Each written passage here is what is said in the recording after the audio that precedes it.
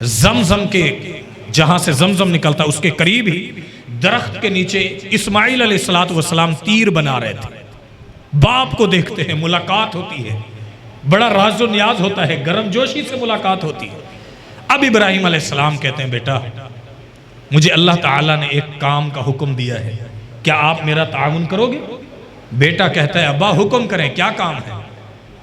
اللہ تعالیٰ نے مجھے حکم دیا ہے، اشارہ کرتا ہے اس جگہ پر میں نے اللہ کا گھر بنانا.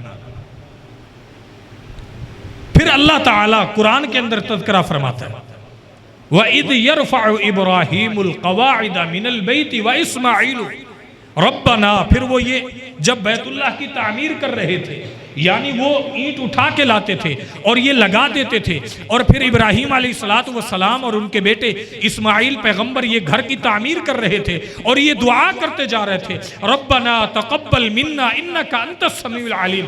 اللہ یہ تیرا گھر بنا دیا ہے، بڑی دور سے سفر کر کے آیا ہوں، تیرا امر اور آرڈر تھا، یہ تیرا گھر بھی بنا چکا ہوں، لیکن اللہ جتنا بڑا بھی اعلیٰ گھر بن جائے یہ تیرا حکم تھا، یہ سب کچھ ہو چکا ہے، لیکن اللہ میں ابراہیم خلیل اللہ اور یہ میرا بیٹا اسماعیل ذبیح اللہ تجھے سے یہ دعا کرتے ہیں ربنا تقبل منا، اللہ ہم سے قبول فرما لے. اس دعا کے اندر یہ نکتہ ہے انسان زندگی میں جتنا بڑا عمل کر لے اگر اللہ کی بارگاہ میں قبول نہ ہو تو اس کی کوئی اہمیت نہیں ہے.